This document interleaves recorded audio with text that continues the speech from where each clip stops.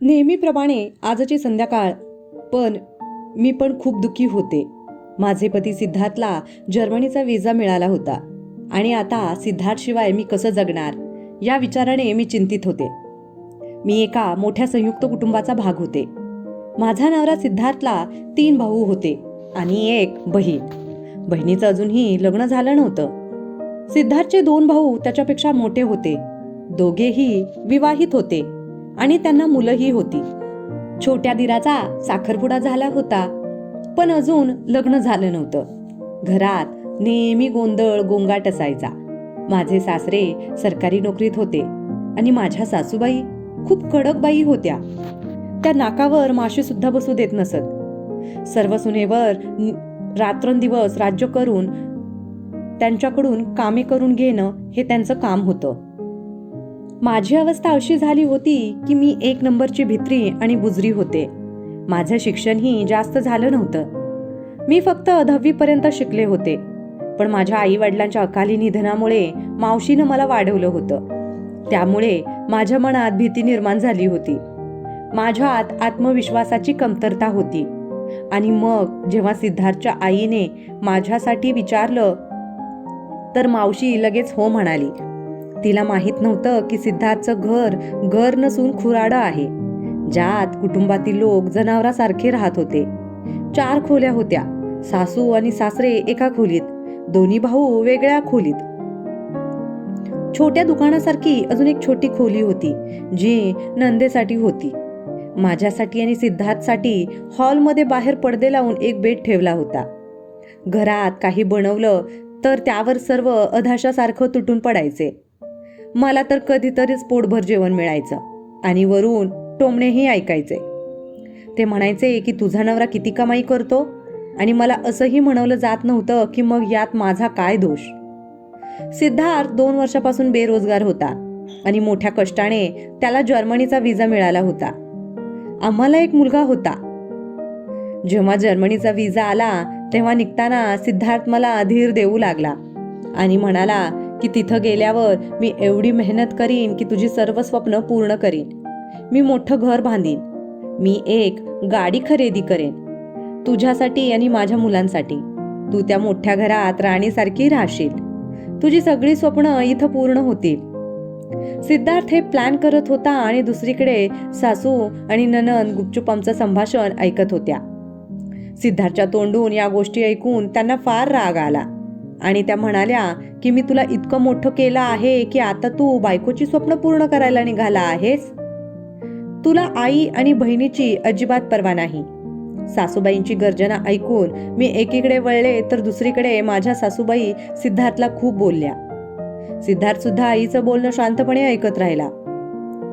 तो कधीच आईसमोर तोंड उघडत नसे. आणि नंतर सिद्धार्थ निघून गेला. त्याच्या जाण्यानंतर जणू माझ्या आयुष्यात नीरव शांतता होती. ही शांतता फक्त माझ्या हृदयात होती.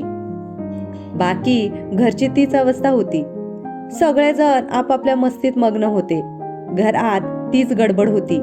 काही इथे पडून होते तर काही तिथे. कुठंही भांडी पडली होती, कुठंही कपडे होते. अंथरूण नव्हते, ते घर नव्हतंच. दिवस असंच जात होते आणि माझ्या अडचणीही वाढत होत्या. मला या सगळ्यांचा फार त्रास होत होता आणि सगळ्यात मोठी गोष्ट म्हणजे सिद्धार्थची काहीच बातमी नव्हती. इकडे माझ्या धीराच्या सासरकडच्यांनी गोंधळ चालवला होता की साखरपुडा केव्हाचा झाला आहे, पण अजून लग्नाचं कोणी नाव घेत नाही. इथे त्यांनी आम्हाला सांगितलं की लवकरात लवकर लग्न करा, नाहीतर आमच्या मुलीचं लग्न दुसऱ्या ठिकाणी आम्ही करून देऊ. माझ्या सासूबाईंनी मला दिलेल्या पडद्याच्या खोलीतून बाहेर फेकून दिलं. डोळ्यात अश्रू आणत मी माझ्या सासूबाईंना म्हणाले, आई, जर तुम्ही मलाही इथून हकलून दिलं तर मी कुठे जाईन आणि माझं मूल कुठे राहणार. यावर माझ्या सासूबाई म्हणाल्या की वरांडा कशासाठी आहे. सासूबाईंनी खूप बेफिकीरपणे उत्तर दिलं, मी काय करणार होते. सिद्धार्थ सुद्धा इथं नाहीये. बरं, त्याची काही बातमी नव्हती. मी शांतपणे माझा बेड वरांड्यात ठेवला. मला शिवणकाम येत होतं आणि त्यामुळे मी स्वतःचा भार स्वतः उचलत होते. पण असं असूनही मला माझ्या सासू सासऱ्यांचे टोमणे ऐकावे लागायचे. लग्न करून मला वाढवलेल्या मावशीचाही मृत्यू झाला होता. माझ्याजवळ या लोकांजवळ राहण्याशिवाय दुसरा रस्ता नव्हता. घरात सुमारे 20 ते 22 लोक होते. मी सर्वांचं जेवण बनवायचे. माझ्या सासूबाई, नणंद, जाऊबाई आराम करायच्या किंवा इकडे तिकडे हिंडण्यात वेळ घालवायच्या. एके दिवशी माझा मुलगा दक्ष याला ताप आला. त्यामुळे मी जेवण बनवू शकले नाही. मग काय, सर्वांना कारणच झालं आणि माझी तर खैर नव्हती. माझ्या सासूने किंचाळत सगळं घर डोक्यावर घेतलं. फुकट खाऊ ऐतखोर, आम्ही तुला खाऊ पिऊ घालतो आणि तुला ते शिजवून सुद्धा खाऊ घालता येत नाही. सासू मला टोमणे मारत होती. टेलरिंग काम करून मी माझा खर्च भागवायचे. दक्षच्या खर्चासाठी मला अजून मेहनत करावी लागत होती. जेव्हा माझ्या सासूने एवढा गोंधळ घातला तेव्हा मला ते सहन झालं नाही. मी रागाने ओरडून म्हणाले की दक्षला मी माझ्या माहेरच्या घरून आणलं नाही. मी रोज 22 लोकांसाठी जेवण बनवते, घरातील बाकीची कामं करते आणि शिवणकाम करून माझा खर्च बघत असते. आज दक्षला खूप ताप होता म्हणून मी जेवण बनवलं नाही, पण तुम्ही मात्र मला टोमणे मारायला विसरला नाहीत. माझं इतकं बोलणं पुरेसं होतं. माझ्या सासूबाईंनी माझ्या तोंडावर जोरात चापट मारली. त्यावेळी माझे सासरेही घरी होते आणि त्यांनीही माझं ऐकलं होतं. मी सगळ्यांच्या डोळ्यात खुपत होते आणि सगळ्यांना माझ्यापासून सुटका करून घेण्याची ही चांगली संधी मिळाली. आणि मग सगळ्यांनी मिळून मला घराबाहेर हकलून दिलं. माझ्या मोठ्या जाऊबाईंना अजून संधी मिळाली. त्यांनी माझं सामान घराबाहेर फेकलं. माझ्या 3 वर्षाच्या मुलाला आणि मला हकलून दिलं. माझ्या छोट्या मुलाला मी उचलून घेतलं. मी थक्क आणि काळजीत उभी होते. मी विचार करत होते की हे लोक इतके क्रूर कसे असू शकतात. निदान त्यांनी दक्षची काळजी घेतली असती, त्याचा विचार केला असता. मी नाही तर हे त्यांचे रक्त आहे. मी काही महत्वाच्या गोष्टी उचलल्या. दक्षला घेतलं. माझ्या मांडीवर त्याला घेऊन रिक्षात बसले. मी पुण्याच्या स्टॉपसाठी निघाले, जिथे माझे एक नातेवाईक राहत होते. मी तिथे पोहोचल्यावर त्यांनीही माझे अतिशय थंडपणे स्वागत केलं. रात्र झाली होती आणि त्यांनी मला स्पष्टपणे सांगितलं होतं, माझ्या पतीला असं कोणी घरी राहणं आवडत नाही. रात्र काढ, पण सकाळी स्वतःची व्यवस्था कर. रात्र काढण्यासाठी मला फक्त वरांडा मिळाला. त्या रात्री खूप थंडी होती आणि मी माझ्या लहान मुलाला घेऊन रात्रभर थरथर कापत होते. त्यांनी मला औपचारिकता म्हणून जेवणासाठी विचारलं, पण त्यांनीही मी नाही म्हणाल्यावर मला परत विचारलं नाही. माझ्या लहान मुलाला देखील विचारलं नाही. मला माहीत नव्हतं की ती माझ्या मुलावर दया करणार नाही आणि मला काहीही खायला देणार नाही. मी वाटेत एका दुकानातून बिस्किटाचे पाकिट आणि काही खाद्यपदार्थ विकत घेतले होते, जे मी खाल्ले आणि मुलासोबत झोपले. घरातून निघताना मी पिशवीत एक चादर घेतली. ही चांगली गोष्ट होती. मी संपूर्ण रात्र त्याच ब्लँकेट खाली घालवली. मला झोपच आली नाही. मी सकाळचा विचार करत राहिले. सकाळी कुठे जाणार? मी स्वतःचाच विचार करू लागले, पण मला कुठेच आसरा मिळाला नाही. मी विचार करत राहिले आणि असं रडत रडत माझं सकाळी डोळे उघडले. तेव्हा मनात पहिला विचार आला तो रसिकाताईचा. ती मला चांगलं ओळखत होती आणि ती पुण्यात राहायची. ती जवळची नसून दूरची नातेवाईक होती, पण तरीही ती मला भेटली तेव्हा ती खूप भली वाटली होती. सकाळी अंघोळ करून मी हंतरून गुंडाळलं. माझ्या यजमानांची मुलं उठली होती, पण आमच्याकडे कोणी लक्ष दिलं नव्हतं. मी शांतपणे माझं सामान घेऊन रसिकाताईच्या घरी आले. ती मला खूप छान भेटली. तिला मला पाहून आनंद झाला. मी जेव्हा तिला माझ्याबद्दल सांगितलं तेव्हा माझी परिस्थिती पाहून तिचे डोळे विस्पारले.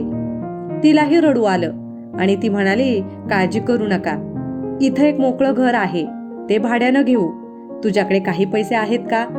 मी म्हणाले, हो, माझ्याकडे काही पैसे आहेत, जे मी साठवले होते. दुसरी चांगली गोष्ट म्हणजे त्या परिसरातच एक कपड्याचा कारखाना होता. रसिकाताई म्हणाली की मी तुला तिथं काही काम मिळवून देण्याचा प्रयत्न करेन. जेवण झाल्यावर रसिकाताई मला घर बघायला घेऊन गेली, पण ते आधीच भाड्यानं घेतलं होतं. पण अजून एक मोकळं घर होतं, ज्याचा मालक कडक स्वभावाचा होता. स्वयंपाकघर आणि वॉशरूम असलेली एक छोटीशी खोली होती. पण यावेळी हे छोटं घर मला राजवाड्यापेक्षा कमी वाटत नव्हतं. या घराच्या अंगणात एक झाड होतं. त्या झाडाने संपूर्ण अंगण व्यापलं होतं. त्यामुळे घर अजूनच लहान वाटत होतं. पण तरीही मला हे घर खूप आवडलं. मी 1 महिन्याचं भाडं आगाऊ भरून घराच्या चाव्या घेतल्या. मग रसिकाताई आणि मी कारखान्यात कामाबद्दल बोललो आणि तिथे मला शिंपी म्हणून नोकरी मिळाली. माझ्या राहण्याचा आणि खाण्याचा मोठा प्रश्न सुटला. मी रसिकाताईचं आभार मानले. मी माझी बॅग आणि सामान बांधून त्या घरात स्थलांतरित झाले. माझ्या 3 वर्षाच्या मुलाने मला घट्ट धरलं होतं. कदाचित त्याला काही समजत नसेल. मी खोलीच्या एका कोपऱ्यात बिछाना पसरवून जीवनावश्यक वस्तूंची यादी बनवली. त्याने सकाळपासून काहीच खाल्लं नव्हतं. भुकेमुळे त्याची वाईट अवस्था होती. त्याचा चेहरा पडला होता. मी म्हणाले, दक्ष बाळा, मी आता तुझ्यासाठी काहीतरी बनवते ह. मी दक्षला माझ्या मांडीवर घेतलं आणि दुकानातून काही जीवनावश्यक रेशन आणलं. तसंच दक्षसाठी दूध आणलं. घरी येऊन जेवण बनवलं. प्रथम दक्षला थोडंसं खायला दिलं आणि मग त्याला थोडं दूध दिलं. मी त्याला झोपायला नेलं तेव्हा दक्ष बोलू लागला, आई, आता आपण इथंच राहायचं का? आता आजीच्या घरी जायचं नाही का? माझं मन खदखदत होतं. दिवस हळूहळू जाऊ लागले. गॅस सिलेंडरचे पैसेही देता येत नसल्यामुळं कोळसा आणि लाकूड आणून जेवण बनवावं लागलं. पण हळूहळू माझ्या कामावर खुश होऊन कंपनीच्या मालकाने आता माझे पैसे थोडे वाढवले होते. पण कपडे शिवून झाल्यावर थकवा आल्याने वाईट वाटायचं. पण पैसे मिळाले की सगळा थकवा निघून जायचा. सभ्य स्त्री एकटी असते तेव्हा तिला खूप काळजी घ्यावी लागते. मी सुद्धा खूप काळजी घ्यायचे. अनेकदा आम्ही राहायचे त्या ठिकाणी स्त्रिया एकमेकांशी बोलत होत्या. मलाही त्यांच्याशी बोलायचं होतं, पण माझ्या मनाने मला तसं करण्यास मनाई केली. कारण त्यांच्या घरात पुरुष आहेत तर माझ्या घरी पुरुष नाहीत. त्यामुळे मला काळजी घ्यावी लागे. जेवण आणि राहण्याची काळजी नव्हती. दिवसभर कष्ट करायचं आणि संध्याकाळी पैसे मिळायचे. खाण्यापिण्याची उत्तम व्यवस्था होती. दक्षला जेवण चांगलं मिळत होतं. माझ्या मागच्या अत्याचारातून मला आराम मिळाला. पण रात्री मी झोपायला जायचे तेव्हा एकटेपणा मला खायला उठायचा. सिद्धार्थची खूप आठवण यायची. दक्ष सुद्धा वारंवार आई, बाबा कधी येणार हे विचारायचा. मग मी दक्षला सांत्वन द्यायचे की बाळा, पप्पा तुझ्यासाठी खूप चांगल्या वस्तू घ्यायला गेले आहेत. चांगली खेळणी आणि चांगले कपडे. वेळ निघून जात होता आणि आता दक्ष 5 वर्षांचा झाला. आता मी दक्षला जवळच्या शाळेत प्रवेश मिळवून दिला होता. ज्या दिवशी दक्षचं ऍडमिशन झालं त्या दिवशी मी खूप रडले. मला सिद्धार्थची खूप आठवण आली.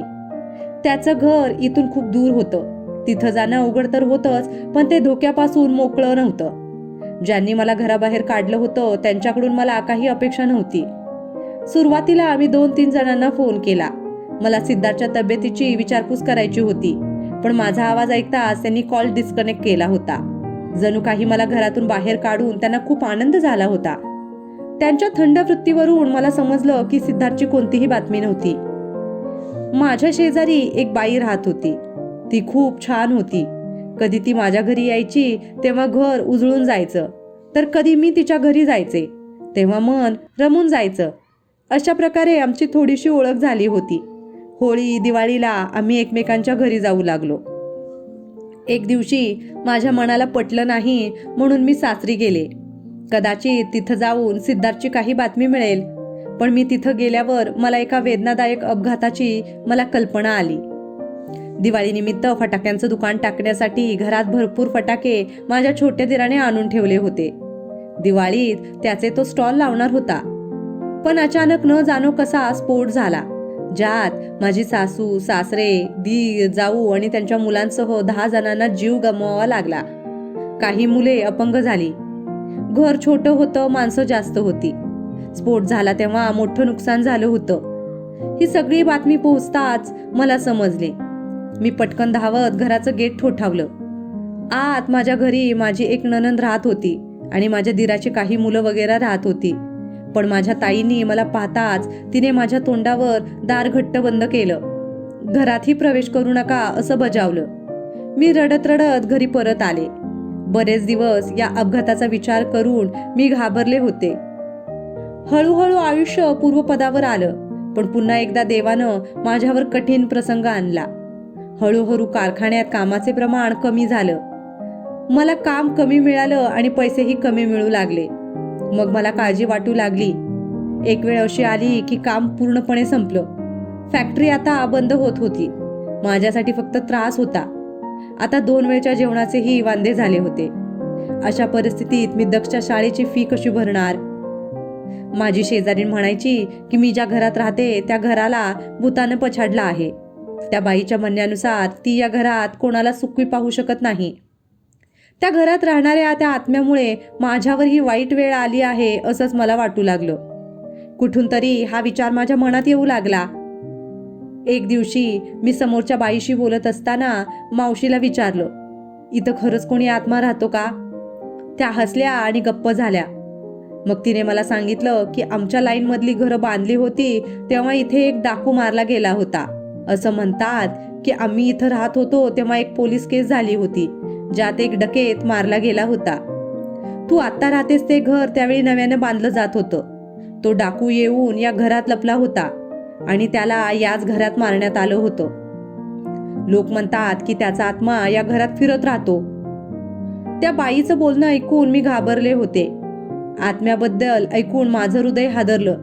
माझा अशा गोष्टींवर फारसा विश्वास बसत नव्हता, पण काकूनी मला ही गोष्ट ज्या प्रकारे सांगितली त्यामुळे मला रात्री जाग आली. आता मला भीती वाटू लागली. मी अशा भीतीत बरेच दिवस घालवले होते. हळूहळू माझ्याकडे एक पैसाही शिल्लक राहिला नव्हता.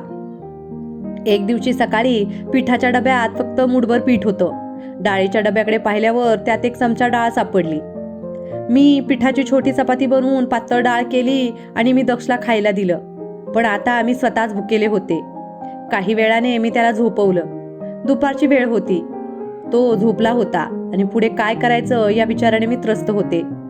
मनातल्या मनात देवाची प्रार्थना करत होते की हे देवा, तू माझ्या लहान मुलाची भूक भागवली, मला राहण्यासाठी जागा दिली होतीस, माझ्या खाण्यापिण्याची व्यवस्था तूच केली होतीस. माझे दिवस खूप शांततेत जात होते. पण आता पुन्हा माझ्यावर वाईट वेळ आली आहे. देवा, आता पुन्हा तू मला मदत कर. रडून माझे डोळे सुजले होते. अश्रू सुकल्यावर घसा दुखू लागला. मी आता गप्प झाले. मी दक्षकडे पाहिलं. दक्ष अजूनही नकळत झोपला होता. मी बाहेर अंगणात आले.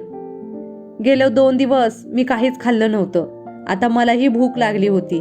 त्यामुळे पोटात जळजळ होत होती. मी कोणाकडे काय मागू? माझं कोणीच नव्हतं. मी समोरच्या काकीकडून सुद्धा 200 रुपये घेतले होते. मी सगळ्यांकडून उधार घेतलं होतं हे मला माहीत होतं. दूधवाल्यानं उधार द्यायला नकार दिला होता. माझी स्थिती फारच दयनीय झाली होती. मी अंगणात धने, पुदिना, लसूण, कांदा लावला होता. एका कोपऱ्यात काही बटाटेही लावले होते. मी ती काढण्यासाठी माती खणायला सुरुवात केली आणि मग मला जमिनीखाली काहीतरी कठीण वाटलं म्हणून मी काही आणखीन वेगानं खोदायला सुरुवात केली आणि मग मला काहीतरी जाणवलं. माझ्या शंकेचं रूपांतर आता विश्वासात झालं होतं की मातीखाली काहीतरी असावं. मी पटकन धावत जाऊन किचनमधून टोकदार वस्तू खणण्यासाठी आणली. रात्रीपासून उपाशी असूनही यावेळी माझ्याकडे अचानक कुठून ताकद आली ते मला समजत नव्हतं. मी पटकन माती काढत होते. मी पटकन माझ्या हाताने माती काढली. मला मातीखाली एक पेटी सापडली. ती पेटी सुमारे 4x4 आकाराची होती, जी बाहेर काढणं माझ्यासाठी कठीण होतं. मोठ्या प्रयत्नाने मी ती पेटी वर काढली. पेटी उघडल्यावर मला धक्काच बसला. त्यात भरपूर दागिने आणि खूप सारे नोटांचे बंडल होते. ते पाहून मला धक्काच बसला. माझ्या डोळ्यांवर विश्वास बसत नव्हता. स्वतःला सावरून आणि भानावर येत मी पटकन एक पिशवी घेऊन आले आणि त्यात पेटीमधील सर्व ऐवज भरला आणि माझ्या खोलीत नेऊन ठेवला.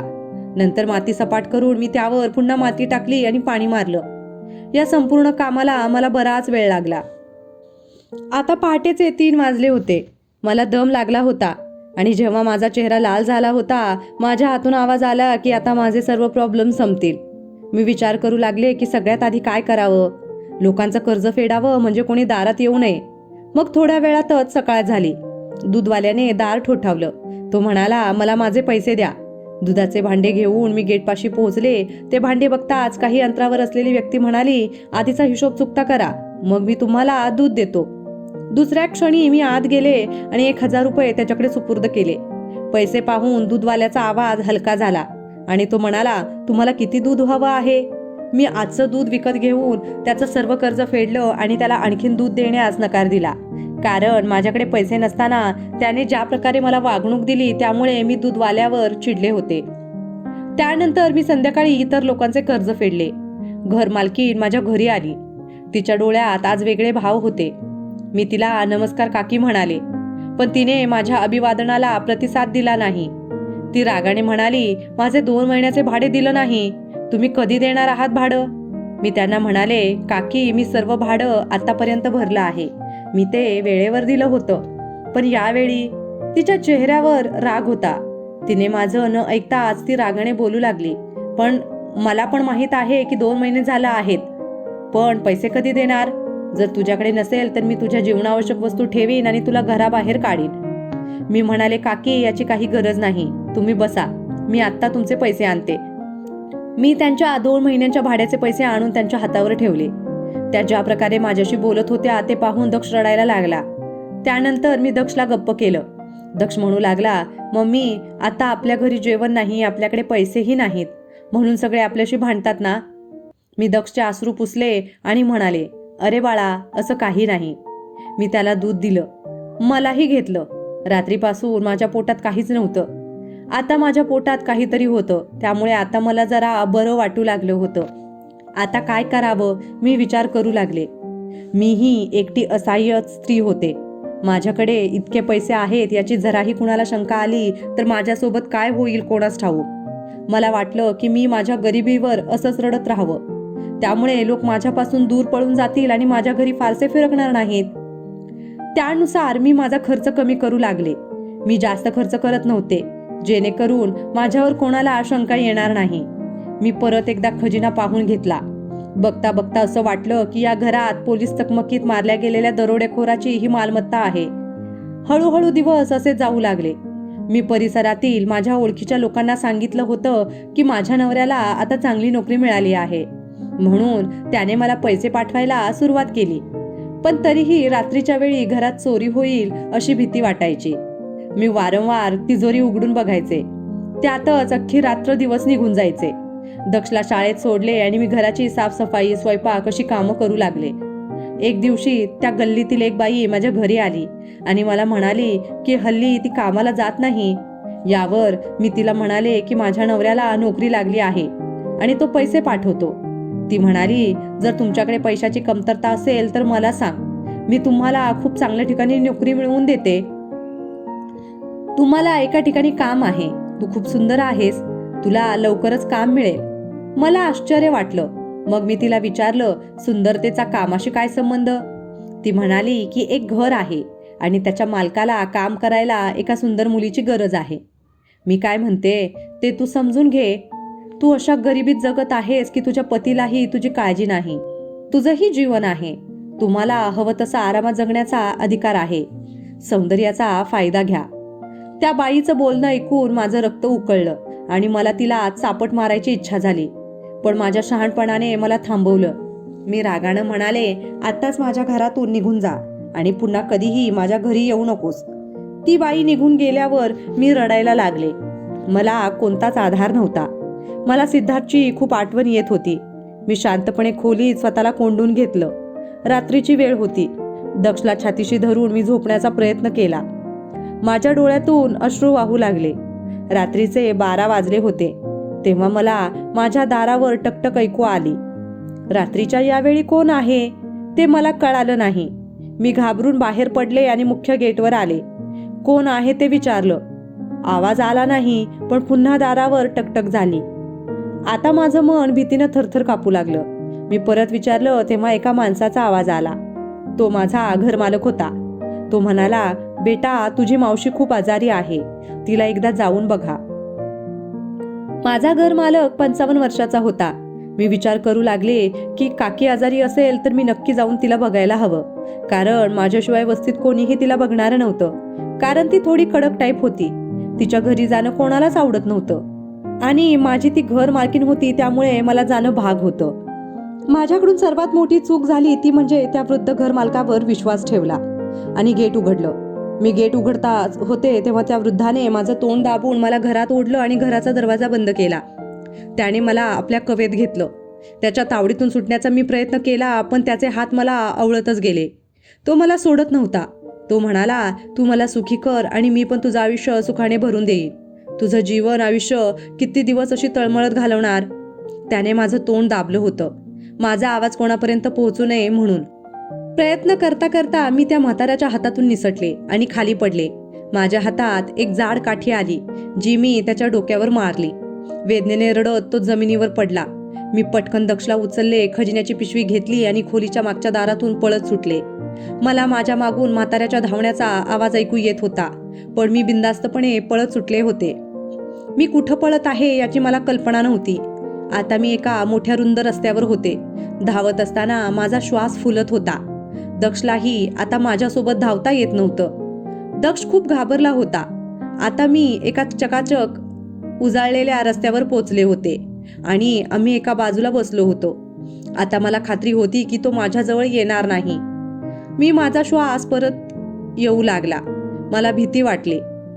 मला माहीत नाही की पुढं माझं काय होईल. मला त्या बॅगेची देखील काळजी वाटत होती. मला वाटलं नाही की ती माझ्यासोबत जास्त काळ टिकेल की नाही, कारण आता मला माझी इज्जत वाचवणं फार गरजेचं होतं. मी गुडघ्यात डोकं ठेवून रडत बसले होते. अचानक मागून कोणीतरी माझ्या खांद्यावर हात ठेवला. मी घाबरून मागे वळले. माझा श्वास थांबला होता. सिद्धार्थ माझ्या समोर उभा होता. माझा विश्वासच बसत नव्हता. मी डोळे विस्पारले. मी सिद्धार्थकडे रडून बघत होते आणि तो सिद्धार्थ असल्याचा विश्वास बसल्यावर मी किंचाळले आणि सिद्धार्थला घट्ट मिठी मारली. मी जोरजोरात रडत होते आणि आजूबाजूला लोकही जमले होते. सिद्धार्थने मला कसे तरी गप्प केलं होतं. दक्ष सुद्धा आश्चर्यचकित झाला होता. माझ्या जवळ आला. सिद्धार्थ आम्हाला सोडून गेला होता तेव्हा दक्ष खूप लहान होता, पण त्याला आजही त्याच्या वडिलांचा चेहरा आठवत होता. त्याने वडिलांना ओळखताच तोही वडिलांना जाऊन बिलगला आणि तोही रडू लागला. आम्हा दोघांनाही रडताना पाहून सिद्धार्थही रडू लागला. तिघेही आम्ही गप्प झालो. त्याच वेळी सिद्धार्थने एक खोली भाड्यानं घेतली आणि आम्ही दोघे नवीन भाड्याच्या खोलीत आलो. थोड्या वेळाने सिद्धार्थने मला सांगितलं की माझी खूप फसवणूक झाली. मला घेऊन जाणारे लोक चुकीचे निघाले. त्यांनी मला चुकीचं काम करायला लावलं. त्यांनी माझा खूप छळ केला. कसा तरी त्यांच्या तावडीतून मी पळून भारतात आलो. पण जेव्हा मी घरी गेलो मला कळालं की तिथं सर्व काही संपलं आहे. परिसरातील लोकांनी सांगितलं की तुझ्या आईने तुझ्या बायकोला आणि मुलाला घरातून हाकलून दिलं आहे. मी आतून पूर्णपणे तुटलो होतो. मी तुला सर्वत्र शोधत होतो, पण मला तूही सापडली नाही. तुम्हाला शोधतच मी इथपर्यंत पोचलो. मी काही कामाच्या शोधात आलो होतो, पण आज सुदैवाने मला अचानक तू सापडली. आज मी माझ्या देवाचे आभार मानतो की त्याने मला तुझी भेट घडवून आणली. मी सिद्धार्थच्या गुडघ्यावर डोकं ठेवून बसले होते. मग मी त्याला माझी सगळी कहाणी सांगितली. कसला त्रास सहन केला, मी कसे दिवस काढले. मी सिद्धार्थला खजिन्याबद्दलही सांगितलं. सिद्धार्थला विश्वासच बसत नव्हता. सगळ्यात आधी आम्ही एक छान घर घेतलं आणि मग उरलेल्या पैशातून व्यवसाय सुरू केला. देवाच्या कृपेने असं घडलं की पैशांचा पाऊस पडू लागला. सिद्धार्थने एक हॉस्पिटल बांधलं, ज्यामध्ये गरिबांवर मोफत उपचार केले जातात. आज मी खूप आनंदी आहे. माझा नवरा आता माझ्याकडे होता. माझे मूल एका चांगल्या शाळेत शिकत होते. मला कशाचीही कमतरता नव्हती. मी माझ्या देवाचे पुरेसे आभार मानले.